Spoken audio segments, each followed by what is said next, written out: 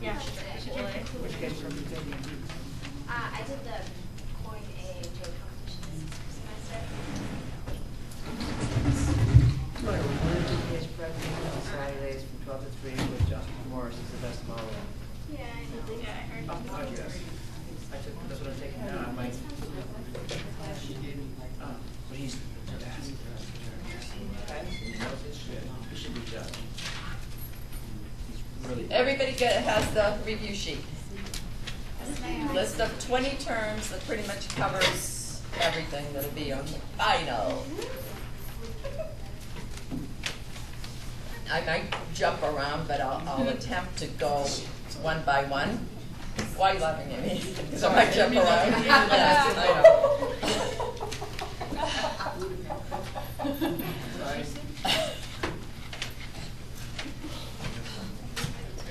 Origins, philosophy, and goals of the juvenile court. All right, how might that come up? A number of different ways. Suppose you're actually put in the position of juvenile court judge having to decide a case. Suppose you're put in the position of having to articulate an argument for defense attorney or DCF, care and protection case, the youthful offender proceeding, a life without parole proceeding. What is the philosophy of the juvenile court as it began, right, and as it is today? I'm mad. Best interest of the child. It works every time. It does not. It does not. It works all the time if it's a family law case. Juvenile law, remember, considers the triangle: the state's interest, the child's interest, and the family's interest. But what's the philosophy, the mission of the juvenile court? What was the reason for the juvenile court to start when it started back in 1899? Geneva? You need to remember that children are not adults, and they need to be taken into consideration as being immature or less mature than an adult and not fully developed in their mind and emotions and things like that. So they're completely separate from adults. Okay, what else can you tell me about the philosophy of the juvenile court, Kate? I want to say rehabilitation, but that's not the right word. Yes, it is. Why is it not the right word? Yes, it is. Rehabilitation. What else? A child What's another word? has a chin. I think when they're older, rehabilitation is the goal, but when you're dealing with the much younger children. Rehabilitation is the goal. If it's delinquency, if it's a proceeding that involves a child having committed some sort of offense. And then remember, the reason for the juvenile court in the first place was, as Geneva just said, it's not to treat children like adults, to have a separate system that looks at them in terms of not only rehabilitation, but in instances like CHINs or like care and protection as well. Parents patriae. What did that mean, Mark? That's where the court looks at the interest of the child as a parent would, and perhaps rules in that fashion. Well, is it the court? The state, right? Sorry. The state intervening. So if you think of, the state intervention cases, are your pretty much your care and protection cases, where the state is intervening as sort of the super parent, where the parents are unable for whatever reason, and we looked at different kinds of cases: your domestic violence, the child sexual abuse, the medical neglect, physical, emotional, etc. For whatever reason, parents are not able at that point in time, and thus the state intervenes, and that's the parents patriae philosophy. What do I mean, though, I have in parentheses here, changing goals, as in youthful offender proceedings, termination parental rights, and the research on neurological and physiological development of minors, and the death penalty and life without parole cases. how, if at all, in those cases, does the original mission maybe change or get modified or? Their due process rights are evolving over time, whereas in the past they really weren't able to have the right to counsel or even parents around. And I think now they're becoming more treated as almost like adults in the sense that they do have fundamental rights as juveniles. What examples do you have of that in terms of some of the cases that you read? Or the Mass statute, Leslie? Well, Galt, obviously, it seems like at the beginning of this. What rights do we have with Galt? Due process rights Yeah, to no, be no. heard, to have an. Yeah, go ahead, say it. I thought you were gonna just say due process rights and not No, the enumerate due them. process rights, under the Constitution, to be heard, Notice? given notice, and in the juvenile's case, the parents have to be given notice as well. The right to have counsel, Counsel? the right to, be heard and tell their side of the Keep story. going, keep going. What other The right? right to not be imprisoned, to be. Somebody help her out. liberty. There's 4 rights that came out of Galt. Right to a You speedy mentioned, trial, what's that? confrontation. Megan? Is it right to a speedy trial? Nope. Right to confront your witnesses against you. Confrontation? The Fifth Amendment. Self-incrimination. Yes, okay. Self what? All right, so make sure, go back to Galt. Yes. Galt that set the stage and came up with the rights, some specific rights of juveniles only in, remember, it was only in the delinquency proceedings, only in the adjudication phase of the delinquency proceedings. Massachusetts and then some states started to follow and afford rights in the other kinds of cases. For example, the notice and right to counsel are afforded both CHIN's kids and camp protection kids, as well as camp protection parents. And then later on with Hillary, the CHIN's parents as well have the notice and the right to counsel. What else on this issue of the how possibly the original mission of the juvenile court may have changed? So besides affording due process rights that are similar to adults, what else can you be specific about? Or can you, on the other hand, make the argument or state the proposition that we're kind of coming back again to the original mission? Joe? I was thinking about the latter part of that,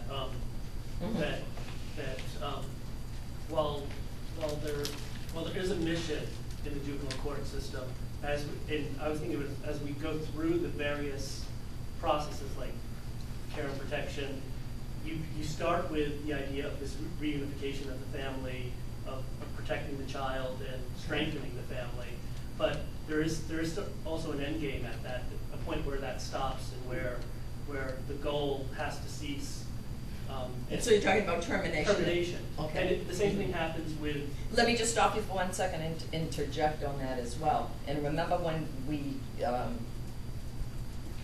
went through the procedures of a care and protection case, and I had mentioned that the statute really had changed over the years, that when the juvenile court proceedings started in Massachusetts, the care and protection cases were heard in the, district or juvenile court, but the termination cases used to be heard in the probate and family court, okay? But with the changes, and again, the change in goals, juvenile court judges can now terminate parental rights as well.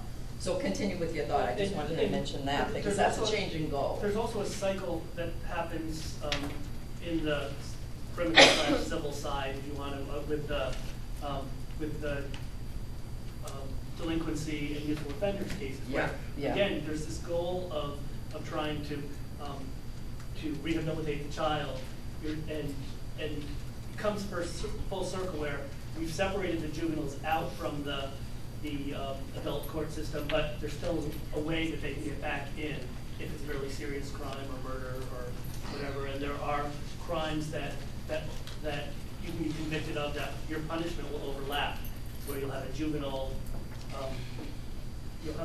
punishment, but you'll also have a punishment that will lead into prison time. Okay, yeah, so again, in terms of the goal and the mission of the juvenile court, originally to protect, to rehabilitate, to treat children like children, the evolving changes in both statutory and case law up until 1996, when the youthful offender statute was enacted, that allows for still all the proceedings, except murder, to be heard in the juvenile court, but affords the juvenile court judge, as you just said, Joe, to ultimately give an adult sentence. Remember, the sentence punishable by law is one of the options after the youthful offender trial, or the combination sentence, which is your sentence with DYS and then Department of Corrections, and possibly just a delinquency disposition, a DYS commitment. The enactment of the youthful offender statute also created the jurisdiction in the Superior Court for your first-degree murder cases, so that children 14 to 17 can ultimately do life if they're convicted of first-degree murder. What about the research on neurological and sociological development of minors? If that comes up as an issue, you know, what would you say, Geneva? I would say that we started out by not having these adult sentences for children, but then they moved into life without parole, and then there were the issues of executing children and things like that. And because all these studies of neurological and sociological development have come out, then now I think a lot of the courts or a lot of people are reversing their thoughts on punishment for children and are saying they're not mature enough to be treated as adults. Yeah, so that's, you know, one possibility of these developments. That is, the juvenile court is, you know, as the juvenile court proceeded to become more and more adult-like with the due process rights, with the you know, adult punishments, and now in the last 10 years or so with all of this research, are we coming back to the original mission that, well, children are different, that, and no matter how heinous the crime, should they be treated, you know, differently from adults? And we have the U.S. Supreme Court case, the Roper v. Simmons, and the recent cases on life without parole. And I just got out of Florida, it's unconstitutional for non-homicide cases was about a year ago. Did I give you that case? Yeah. What was the name of it? Graham v. Florida. And the recent U.S. cases that haven't been decided yet on possibility of life without parole being unconstitutional, no matter how heinous the crime, for juveniles 14 and up, will be decided probably by this summer. Now, are juvenile cases criminal or civil? And that's where you might have to compare CMPs, chins, delinquency, youthful offenders. So if we start with a care and protection case, is it criminal? Everybody says no, but remember when we spent time on the child sexual abuse case where Father Lee, as a result of what was going on with the 51As and the care and protection case, was also subjected to criminal punishment. There's that. There's the fact that the district attorney gets in certain cases, right? The 51As, all the reports from DCF. So it's not that clear cut that, it, you know, the implications of care and protection case, depending on what the allegations of neglect or abuse are, that could possibly put the parents in some sort of serious trouble criminally as well. Chins cases. What's a Chins case? What are the four subject matters, Karen A., of a Chins case? The child is disobedient at home. Okay. The child runs away from home. Yep. The child is truant in school, or the child doesn't obey the school rules. Correct. All right. Is a Chins case criminal or civil? Cindy? Civil. Somebody tell me that it's not.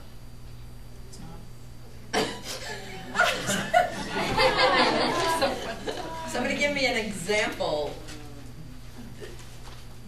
in terms of the procedures in the statute in Massachusetts.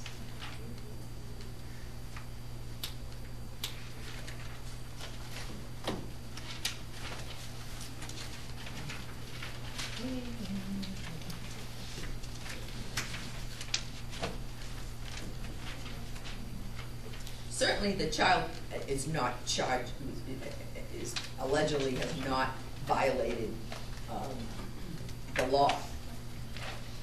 But what procedures subject the child to criminal-like factors? Geneva? Well, if you're placed on probation, right, and then you Well, you wouldn't be placed on probation through the chins. Okay, but what can you tell me about chins? Karen just gave us, you know, the subject matter jurisdiction for chins. Karen P. Standard beyond a reasonable doubt. It is. It is. The standards beyond a reasonable doubt. There are instances, for example, the kid that's run away can be held. So, I mean, there are some implications. And actually, if you go all the way back to even the care protection cases, where you have the notice and right to counsel. I mean, right to counsel is so important in all of these cases, but normally you see right to counsel only in criminal cases, right? Because of the liberty right that a criminal adult defendant might be subjected to. That's the only reason that a court would afford a right to counsel. What was the new case that's very important in the Chin's proceedings that we read, that Mike Kilkelly came in and talked about? And even if you don't remember the name of it, that's fine. I just said right to counsel. That should ring a bell. Who gets counsel in a Chin's case? Jamie, who gets counsel in a Chin's case? The children, and is it also parents if they might be losing their custody rights to kids? Sorry. Parents if they might be losing their custody rights. That's correct. So the right to counsel only, you know, from when Chins first started until just recently with the Hillary case that decided that if DCF is going to be involved in terms of probably getting custody, that means that the parents' due process rights are now at stake, and that parents should have also a right to counsel in the Chins cases. I have a question. I thought in Chin's cases, why do they use part of their right to money? Wait, I didn't hear you, Abby. Say it louder. No, I didn't think that. Because you just mentioned that they use their children permanently. In the Chin's case, I didn't know that they... Okay, good question. Why do parents get counsel? And tell me about DCF and parents losing custody in Chin's case. Kate?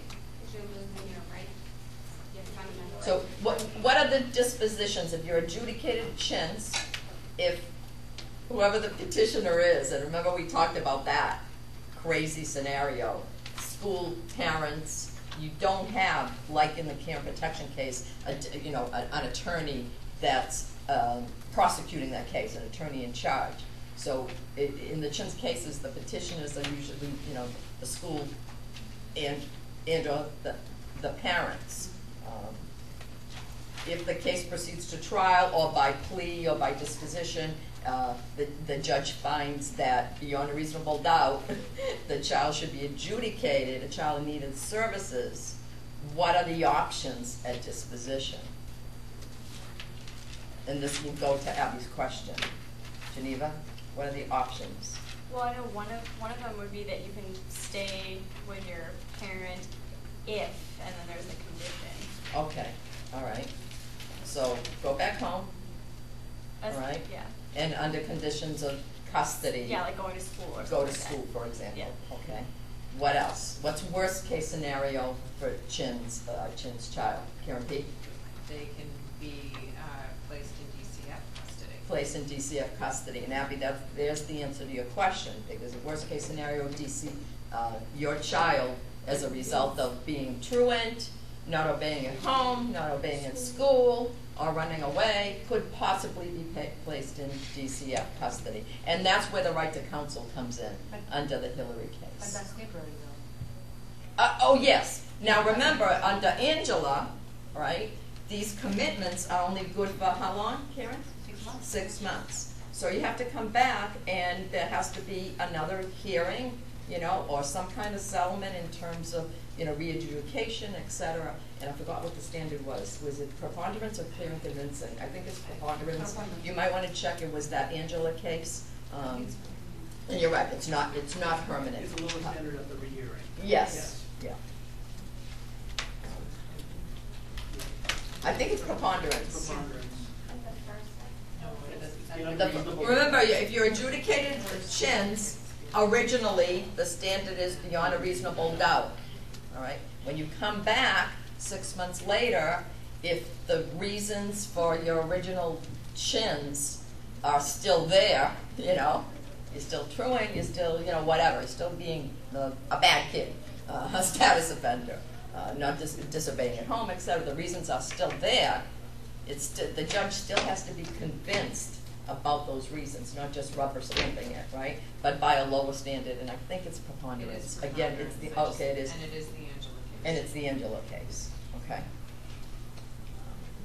Now, obviously, there's a stronger argument for the delinquency in youthful offender cases being criminal. But somebody tell me that they're not. And why not, Ed? Youthful offender cases are criminal? That a delinquency case, and even a youthful offender case, is not criminal. There's one place in the statute, at least, that I can think of, right? What? It says so. Yeah, It says there's Good answer. Okay, 11953, Yeah. which is the purpose clause of the delinquency youthful offender part of the statute, says so. These proceedings are not deemed to be, you know, criminal, and we should treat children in need of aid, encouragement, and guidance. That goes back to number 1 again, origins, philosophy, mission of the juvenile court. It's still there in the statute. Even though, as a result of a youthful offender proceeding, you can get an adult punishment. That's still in the statute. So does it comport? Is there a conflict there? Or can you make an argument or a proposition that it still comports with the original goals of the statute? I don't think that the youthful offender one does, but the delinquency I think does, because you are getting in trouble for something that's not a crime. Like you can be getting in trouble for things that aren't a crime. Are you talking about chins? No. Oh. Oh, Oh, maybe, yeah, you're right. okay. Anyway, think about that. Rights of the family to be free from government intrusion. How might that come up?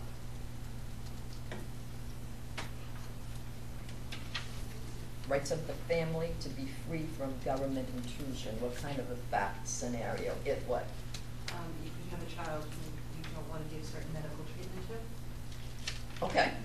Okay. Statement. Okay, that's a specific one, yeah. I was just thinking in general, any type of care and protection case. Yeah. You know, you're gonna give a mom, you've just been appointed for mom or for dad, and you're gonna give them advice. And their child has just been taken. And so they will, you know, how can they do this, right? Rights of the family to be free from, so normally, right, and you wanna think about the earlier cases that we read, you know, the rights of the family, the Maya v. Nebraska,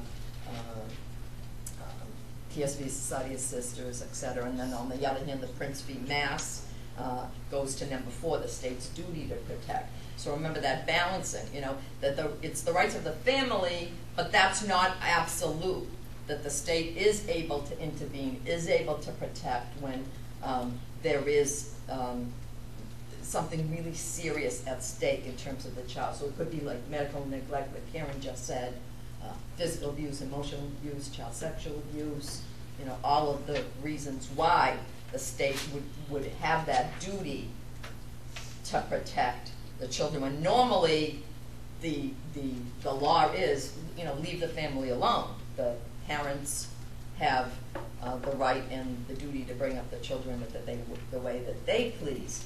14th Amendment, you might also get a scenario like in Prince, or like in the IFA case that we did, where the parents have not only the 14th Amendment right to bring up their children without state intervention, but they may also have a First Amendment right to practice their religion, making it, you know, more difficult for the state to be able to intrude.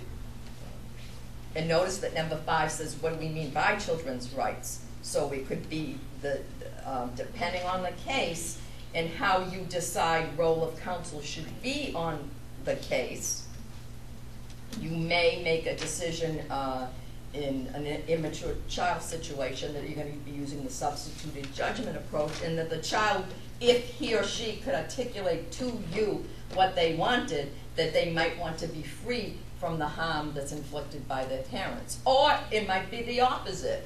You may make, again, depending on the facts and depending on the age and maturity and so forth of the child, you may end up having a strategy as counsel for the child that the state shouldn't be interfering, that the child wants to stay, you know, with the family. Let's take 6 and 7 together. Reporting and then the duties of DCF. So how might that come up? Well, you might have a fact pattern. Reporter, 51A. So you may have a fact pattern that involves, you know, a mandated reporter, like medical personnel, someone in the justice system, a cop, it could be someone in the court system, etc. Or you might have a scenario where just a neighbor has called in a 51A report. So the reporting, right, is 51A, and it's merely the reporting. That's all 51A is, the report. 51B is when you're going to be talking about the duties of the department. So depending on the scenario that you're given, it might be, the reporting might be screened in as an emergency. And if that's the case, you know that DCF has to get there quickly, do the 51B report ultimately quickly, maybe remove the children if it looks like the children are in danger. Remember, reasonable cause to believe the children are in danger of abuse or neglect. If the children are taken in a scenario like that, what must DCF do and when? Stephanie? This is after the 51A hearing? Emergency. You have If the 70 children are taken when DCF goes out. Well, you have the 72-hour hearing. If the children are taken, Oh. just children are taken from parents who have custody. All right. If they're not taken? If they are taken. Oh, if they are taken, don't you go to the 72-hour hearing? If they are taken, you're skipping a step. Emergency hearing. If they're taken, DCF has to go into court next business day, file the petition, the affidavit, appear before the judge, and what's the standard before the judge? Reasonable cause. That's it. Very low threshold. It's like an injunction. It's, you know, remember, they've taken the children, but parents have custody. So, you know, how are they taking them? Well, again, parents patriae, the duty of the state to protect, the duty of the state to intervene, the police power of the state. But that's short-lived. You still have to go in and get an order. So you've got to go in and do that the next business day. And then, okay, so on that day, when the judge awards, you know, temporary custody, what other appointments go out that day? Leslie? The investigator. Okay, so you're going to appoint the investigator, who, by the way, that's like 60 days from now you're going to get that investigation. So it's a couple of months down the line. But they get appointed that day. Who else gets appointed that day? Does an attorney get appointed deputy? Does? You tell me. Yeah, unless, you know, if they can't afford one. Which then it gets attorney? appointed. Which attorney? The one for the child and for the state. What if there's a bunch of children? One for each. Maybe, it depends. Okay, if the children have differing interests, it could be possible that children get separate attorneys. What about parents? They Yeah. do, they can't afford one. Separate attorneys, okay? And you said state, is she right? DCF. Yeah, he came here. They're already there. Chris Cook is already sitting at council table. Actually, he knows nothing about the cases, social workers do. He will ultimately, he's a great trial lawyer, but it's the social workers that know the facts. I'm sorry, is he there though? He is there. Yeah, whoever, Tracy, my brother, yeah, DCF is, you know, like the ADAs. They're the people that will, you know, it's the agency, remember? So they're there, they're not appointed, they're just. Absolutely not appointed. That's the state, that's the agency that came about. By the way, I don't think I ever mentioned this before. Who was around before DCF? Don't answer, Maria, you probably know. DSS. No, all right, before DSS, who was around? No. DSS only came about what? 70s, early 80s maybe? I didn't give you any really old cases. So the old cases, Department of Public Welfare. No one remembers? No. Whatever. The DPW? Yeah. So I don't know why I just thought of that, but for some reason I did. So the DCF attorneys. So is it guardian ad litem appointed to that? Possibly, Probably depending. not. These days. These days, no. Now, if you see though, as we did when we did the child sexual abuse case, that somehow there's some sort of conflict in terms of role of counsel. It's possible, but you know, who's going to pay for it these days? The guardian ad litems, unfortunately, especially in the juvenile court, hopefully they're not going to be extinct, Karen, but yeah. We're a dying breed. But yeah, the only time I got appointed at before a 72-hour hearing was on a case that I had that had been dismissed that came back in. Yeah, no, So but it I'm doesn't saying happen they much. not even getting appointed that much. I'm doing very well with that, actually. I haven't gotten an appointment in a while. Yeah. Really very well aware. Standard at 72? Preponderance of the evidence. And why is it preponderance of the evidence? Why does the standard now go from reasonable cause for DCF to have temporary custody on an emergency to preponderance after 72 hours? Why is that, Sandy? Because it makes it more likely than not, I guess. No, you're telling me what the standard is, but why the standard of preponderance of the evidence for DCF to show? I would say it's because this has to be sufficient to justify temporary custody to the department, but not so sufficient as to terminate their parental rights, which should be clear and convincing. So it's an intermediate. But you're still not telling me why.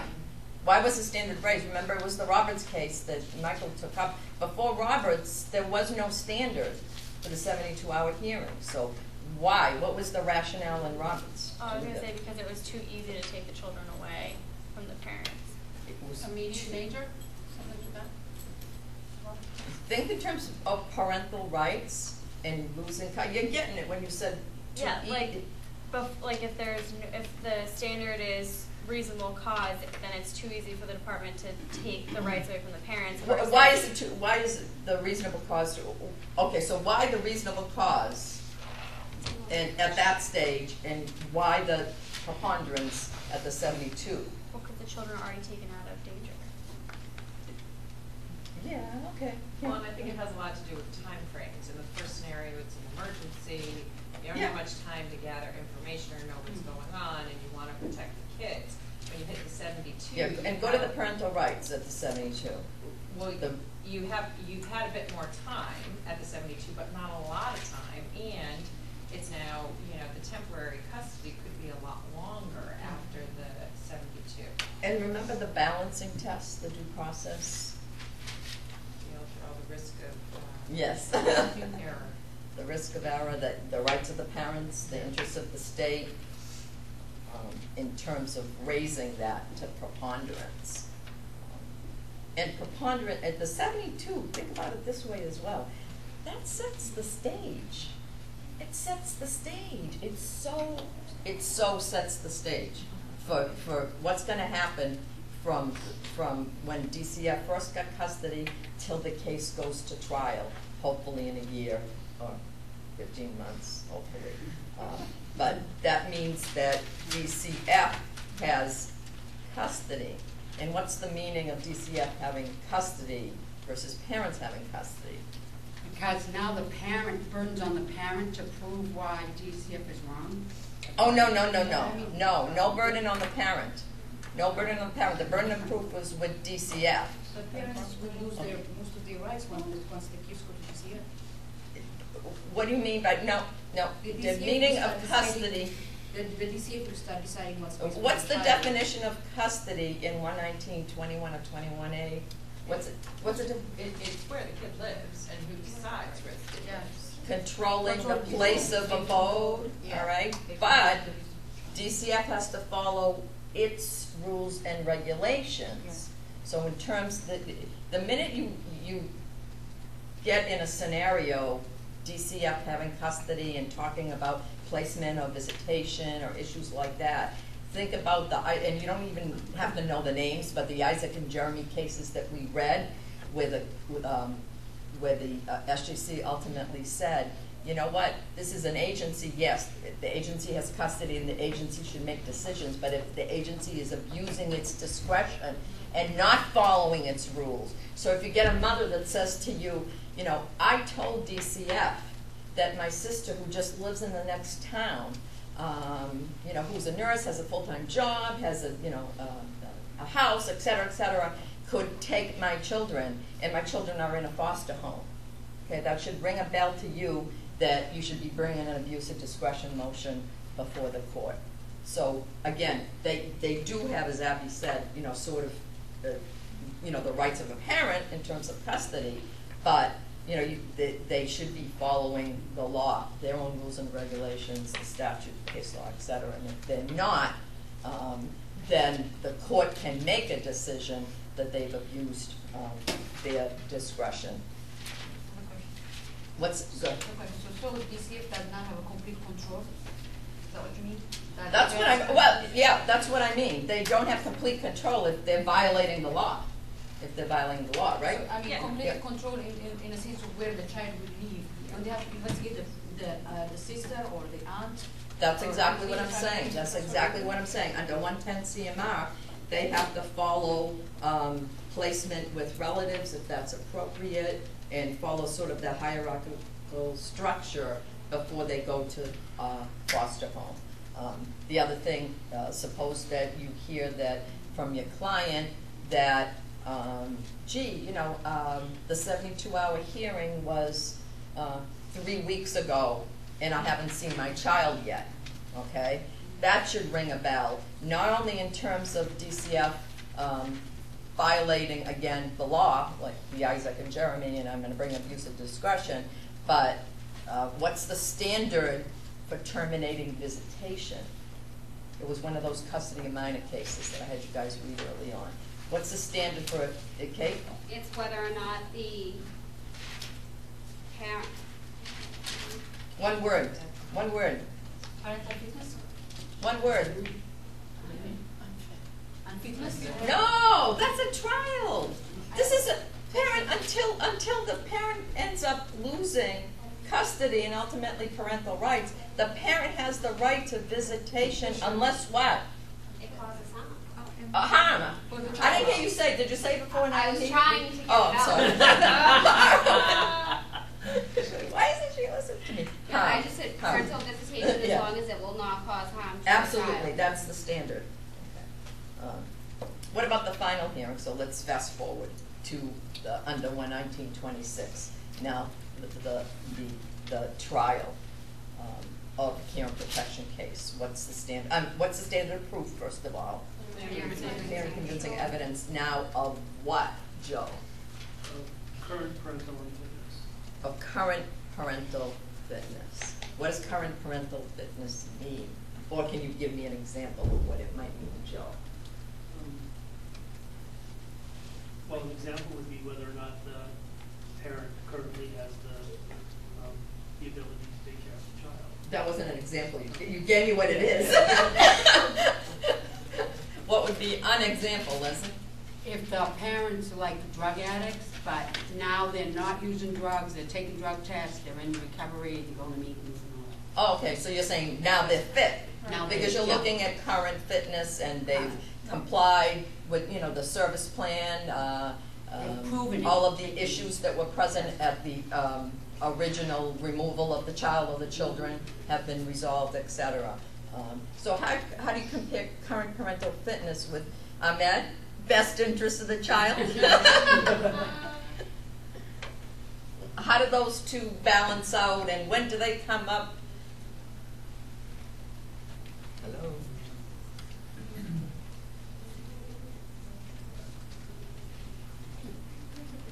Don't hide behind them.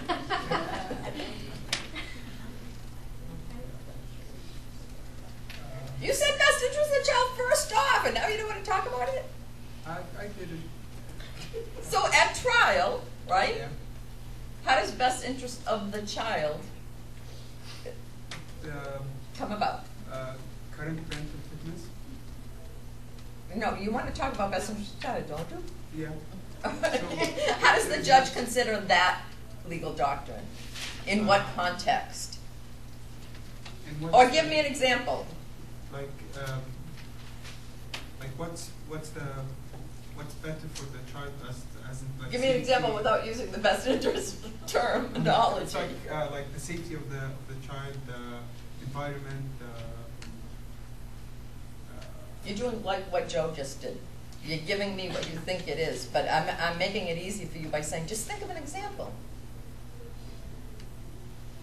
of a case that goes to trial where the judge is looking at both fitness and best interest. The foster home. That's not an example.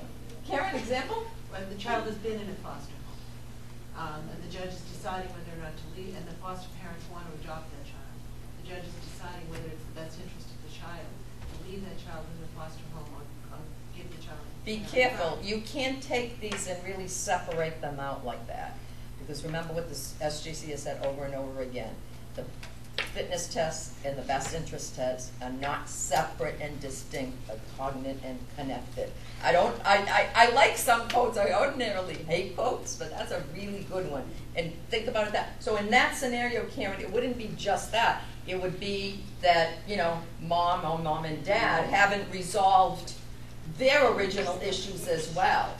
So the judge can't just look at, and it's better to live in that nice house with the picket fence and the dog and all that, and not live in that apartment. Well, they can go back and live in that apartment if the parents are currently fit towards that child or those children. And remember that you can be fit towards one child and unfit towards another child. So that's where, is that what you're ready to say? I was going to say, the judges cannot compare the foster home That's to right. the bio parent. That Absolutely is not. no. Absolutely. The bio parents and are they fit, the bio parents versus the state. So although these things are they are considered together, and at the same time at trial, the judge has to be very careful. Very careful. First it's the parent is unfit, and it's best for the kid not to go there because the parent cannot take care of them. And then it's the next determination is, okay, now where should the kid live now that we've eliminated And if that? the court is going to be adjudicating a child or children in need of care and protection, the judge has to make clear written findings of fact, conclusions of law. Now, that's the adjudication, and you guys just said it was by clear and convincing evidence. But what are the possible dispositions at the conclusion of this care and protection trial? Going sort of from least intrusive in terms of families to worst. Least would be the child goes back to the parent. Right. And there still could be an adjudication with still some sort of form of custody order. And there's another agency in between that I always forget, or another entity that that's besides the parents. It's in 26, that subsection for the worst case alternative is, in terms of parents losing custody, is to DCF, but then the worst case alternative in terms of parents losing rights is the disposition of the You don't have to petition, permission the to consent, permission to that you don't need the consent to adoption, which is effectively your termination of parental rights. Now, if the court's going to go to that stage, the court is looking at not only 11926 in terms of that disposition, but is also looking at the original. Remember, we said before that these cases used to be heard only in probate and family court, and that's why Chapter 210, which was the adoption statute, now is cross-referenced with 11926. And then the court looks at those 14 factors, and some of them, have to do with, the length of time the children have been in foster care. Some of them have to do with the families or the parents not complying with service plans, etc. So if it's going to go to that point in time, the court is looking at the standards not only under 11926 but also under 210.3. And remember, for example, we looked at the Linus case where the juvenile court, the SJC ultimately found, or the appeals court, and later on the case went to the SJC too, but ultimately found that the juvenile court judge had erred in terminating the parental rights of those parents, where when their case first started, they did have some issues of homelessness and drug abuse and whatnot, but by the time the case went to trial, they actually had a third child, remember, who was special needs, and were well able to take care of that third child. That doesn't mean that they wouldn't be unfit towards the other two, but the judge had clearly made an error in terms of the termination of parental rights standard. So that's current parental fitness, best interest of the child. We already talked about standards for visitation. Recognizing abuse and neglect, I sort of already mentioned it, but you might be, given a fact scenario where you're kind of not told, a family with all of these issues.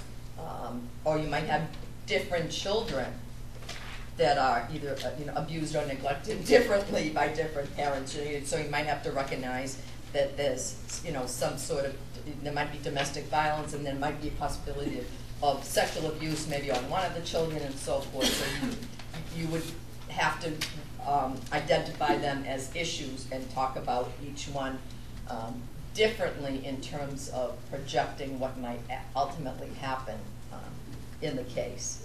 Termination of parental rights, okay, we already talked about it. The rights of parents and children in care and protection cases. What do I mean by statutory and constitutional? We've kind of already talked about it, Kay? Well, I think that's the constitutional, the right to counsel, and notice, and I can't remember the statutory, honestly. Oh, you just mentioned it, right to counsel and notice. What might be the constitutional? We've already mentioned examples of it. Due process. Is that, in what context, though? The right of what? The right to be heard, the right to counsel. Well, the right to counsel. Right to notice. Parents' liberty. Right to counsel. Anytime you think of parental rights, try to think back to the first 4 weeks, you know, when we read the U.S. Supreme Court cases that set the stage for the parental rights. Again, what I mentioned before, the right of the family to be free from state intrusion, substantive due process. You said due process, yeah. Let me bring up my child the way that I feel is right, both in terms of going to school and medical and clothing and et cetera. Any kinds of choices should be the parents, the 14th Amendment right. Again, ultimately balanced against the state intruding in certain cases. Distinguishing chance for care and protection from delinquency. I think we've kind of already done that. I want to get to students' rights.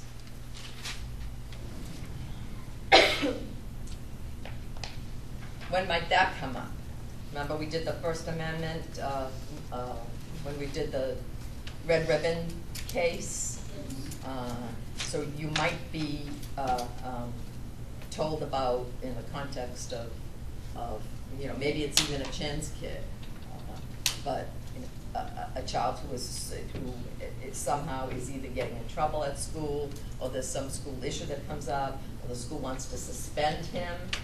You know, if the school is seeking to suspend, how are those rights different from like the golf kid who has all of these rights in terms of the court having to prove, you know, confrontation, cross-examination, notice, right to counsel, et cetera, all of those rights. But if it's a student in school, remember, you have a right to education, an absolute constitutional right to education, no, okay. But there are some rights, so it's that lesser due process right. You do have notice, opportunity to be heard, right? Johnny, come to the office, we're suspending you, what do you have to say? We just heard you did such and such. You do have the right to say something. But the school can make the decision. And again, it's the least form of procedural due process, whereas the child like Jerry Gault, who's in danger of losing his liberty, has pretty much the same rights as an adult would have in terms of due process. Suppose the student has been charged with an offense in the juvenile court, okay, but not for something that he's done in school, and the school is seeking to, you know, we don't want him here, okay? They can do it, Sandy, if what? Something about his continued presence in the school, right? Right, if it's a disruptive to them, to the school or something like that. Continued presence causes a detriment and is a disruption and puts the other students in you know, some kind of craziness. And that's 7137H1/2, those kinds of cases. What else in terms of students' rights? How about unreasonable search? Right, the search and seizure cases that we just talked about the other day. Remember, and then there's the federal standard that came about as a result of the TLO U.S. Supreme Court case, that pretty much school officials are not held to the same standard as the police, for example. They just have to show reasonableness under the circumstances. And remember, it's the two-part test. Was the search justified at its inception, and was it reasonable in scope? Remember, for example, in the Damien case, the child was supposedly skipping class or skipping school, and that was supposedly the rule that he was violating, yet he was searched and something, was a marijuana found in his sneaker or something like that. The SJC ultimately found, well, that you know, it had nothing, there was no nexus, you know. They weren't looking for drugs. He was coming in because he supposedly had skipped school. So there has to be some nexus there in terms of the school official. Now you might get a scenario where, as we talked about in class the other day, there's a school official, but there's an officer that maybe the Massachusetts stricter standard might be talked about if in fact the police are really controlling what the school is doing in terms of searching the child. And what's the interested adult doctrine? And when might that come about? There's like a confession. The adult needs to be present at all times during the. So Megan, if the child is 15 and you've been appointed for the child, and the child says to you that he said he did it to the police, but his parents weren't there. Then the interested adult rules would apply. Okay, but how does it apply to the child that's over 14? The child that's over 14 can make a knowing, and they can make a waiver, knowing an intelligent waiver to the police officers. If what? If the police officers can prove that they are knowing, if the police officers can demonstrate that the child showed that he or she was mature enough, knew that they told him him or her their rights, he understood them, and that he waived his right to have an interested adult present. Okay. If there's a breathalyzer test, adults should always be there. That's what we think, but We Judge learned in Blitzman writing. refused to report it, so it's not going to go before the appeals court soon unless somebody else tries to bring it up. Maybe It's not the judge that determined that? Well, again, if you bring the motion to suppress, of course the judge would determine the motion to suppress. So again, based on if the child is under 14, Mark? I know, you just drew a blank. So if the child is under 14, it's different from over 14, right? Yes. Under 14, does the parent have to be present? Yes. Yes. Does the parent have to be interested? I believe Yes. yes. And what does interested mean? He's either a parent with custody, or is let's say a guardian, or someone who has some interest in the child's welfare and education and so on. Okay. Now, over 14, let's just be sure about that again. Me or? All right, Okay. go ahead, I Jenny, didn't since know you how- had Oh, your I hand. had a question. Oh, okay, well, it was what she said earlier that you would have to show that the child has. Who's you? Because it goes to Abby's thought that, again, it's the judge that ultimately decides this in a motion Right, to the suppress. Commonwealth, or whoever's bringing the case, the Commonwealth prosecution member, is going to show experience, high intelligence of the child, things like that. There's one other thing, I'm pretty sure. But I was going to ask, it doesn't have to be a parent, right? Well, do you remember in what instances? I think I gave you guys a couple of cases that there was someone not a parent and the court said, and then there was someone not a parent and the court said, Right, it has to be an interested adult who's aware of. No, but does anybody remember the specific cases? Yeah, the grandfather. Grandfather was okay. Who was not okay? Mother of drugs, right? Yeah. Maybe I didn't give you. I don't think you did. I might have only given you the grandfather one. Wasn't there like a But there was like DYS? an odd case. I don't know if this with this. Wasn't there a DYS or a probation? Not probation. All right, if I didn't give you the case, don't worry about it. But think about it. You're right. It doesn't have to be a parent. But as Mark said, think of that interested adult truly has to be there for the child's welfare. You know, has to understand and really wants what's best for the child. An advocate for the child. Well, not an advocate for the child.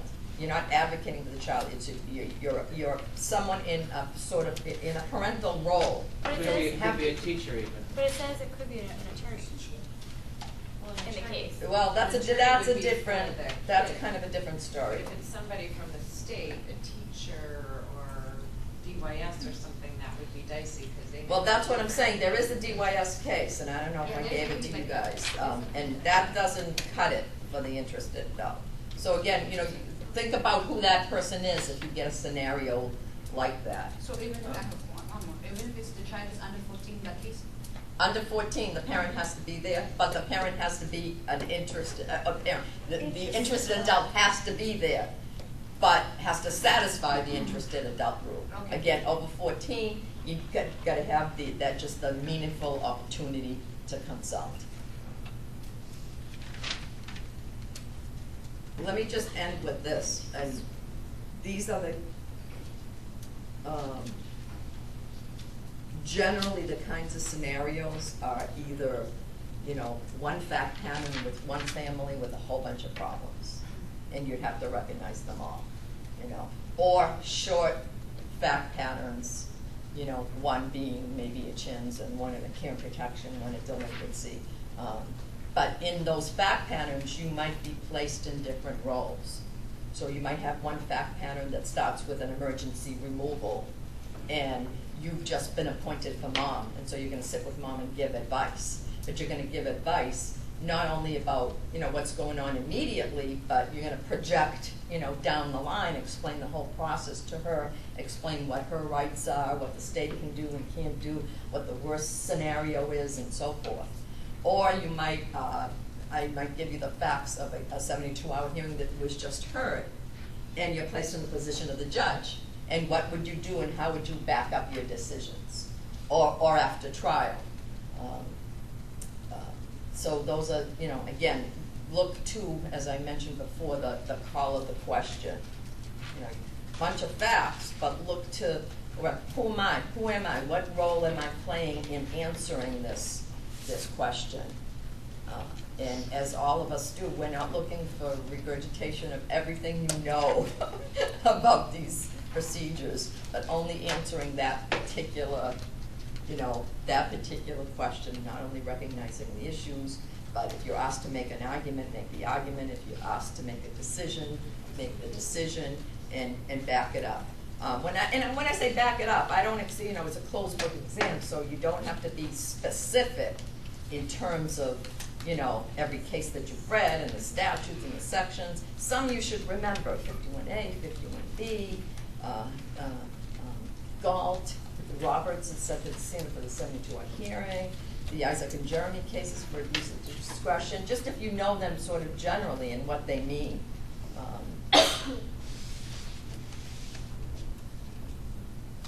I'm not doing their mental health, except in the context of, you know, again, understanding either culpability issues, you know, any issues having to do with what arguments you might make for a juvenile, or if you were a judge deciding disposition. You know, say you've heard the delinquency case or the youthful offender case, and you're the judge, right? And the elements have been proven by the Commonwealth, but you're asked to, you know, you're told about all this stuff about the child, you know? So how would you use all that stuff to come to, you know, a disposition that's fair to not only the juvenile himself or herself, but you know, to the state that's prosecuting that person. So I don't know what classroom we have for the final, but it's Wednesday the 16th, 6 p.m. I imagine we have one of the bigger classrooms because I think it's 216. Okay, because we're together with the online class. At 6 p.m. you said? Well, I'm sorry, I can't hear you. It doesn't have to be written in Iraq or.